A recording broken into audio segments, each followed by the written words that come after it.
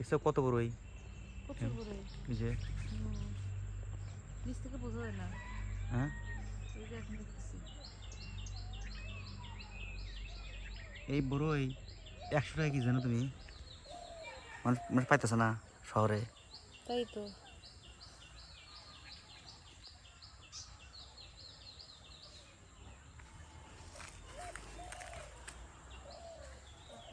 তার মনে করো আমাদের কাছে মাগনা দিয়ে আমরা খাইতেছি না।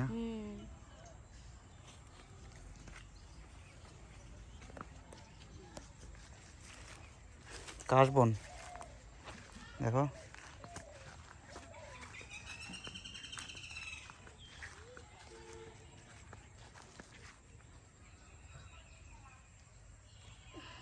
প্রচুর মাছ আছে কাটায়।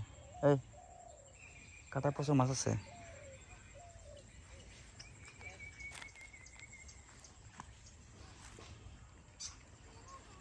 প্রচুর বড়ে আছে, প্রচুর বড়ে, বুঝছো?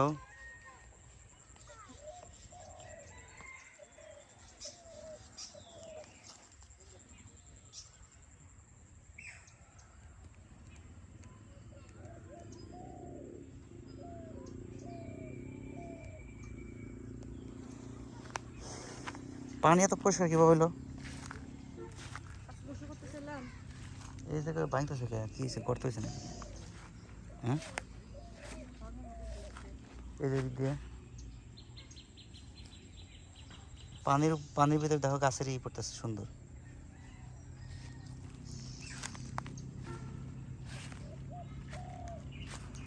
ছোটবেলায় নদীতে কত বছর করতাম তাই না? আর এখন কোনো গুরুত্ব নাই। আসল কথা হচ্ছে কি, এই গাছে এখনো পোলাপান টের পায় না যে বড়ে পাকছে, মানে রোজার দিন তো তারা যদি সাফ করে দিত। হ্যাঁ এই পড়লো এই যে একটা। আচ্ছা পানি, আমি তো এই সময় এত পরিষ্কার পানি থাকা কথা না। কালকে গোসল করব। বৃষ্টি হয়েছে নাকি এর ভিতরে? আমরা এই নদী সাঁতার দিয়ে উপরে যেতাম ছোটবেলায়। 1 মিনিটে যেতাম এবার থেকে ওপার, এবার থেকে ওপার। 1 মিনিটে যাওয়া সম্ভব? আমি গেছি 1 মিনিটে। এই যে এখান থেকে লাফ দিতাম, দিয়ে সাঁতার দিয়ে ওই পাশে যেতাম 1 মিনিটে। 30 সেকেন্ড 40 সেকেন্ড টার্গেট নিতাম, কিন্তু পারতাম না। ওই যে ওপার যেতে 1 মিনিট লাগতো। দেখি তাহলে কালকে। হ্যাঁ এখন আর ওই ইয়ে আছে, তখন ছাত্র জীবনের শরীর পাতলা ছিল।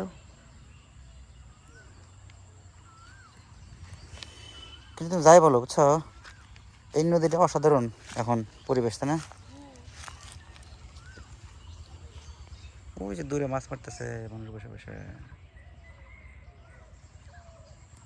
আগে এই নদী দিয়ে মানুষ সব কিছু পারাপার করতো, মাল সামানা দেওয়া ছিল।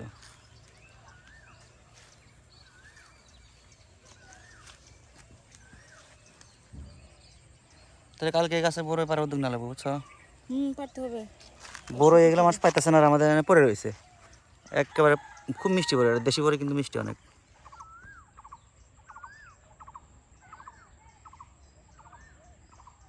এই যে বড় ঝাঁকে দিলে সব পানিতে পড়বে। পড়ুক, পানিতে পড়লে সুবিধা, খুঁটে নিয়ে নিয়ে চলো। তা চলো যাই।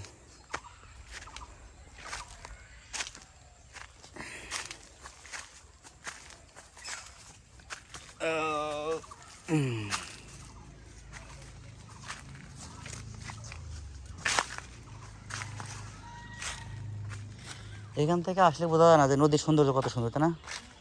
এই যে ফাঁক দিয়ে ঢুকলে বোঝা যায় নদীর কত কাছে, পাহাড়ের মতো। ঠিকই বলছো। হুম কিছুটা পাহাড়ের মতো। বাড়িতে পাহাড় রেখে আমার টাকা দিয়ে যে পাহাড় দেখতে দেখা হবে। তবে এই জায়গায় একটা বাড়ি করে সুন্দর লাগবে, বুঝছো? এই জায়গায় একটা বাড়ি করলে, এদিকে একটা সিঁড়িতে দিলে,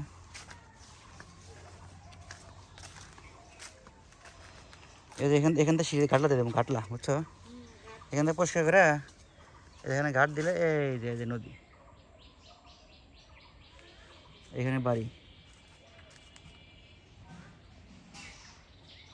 কত জায়গা পড়ে আছে, হ্যাঁ, মানুষজন নাই।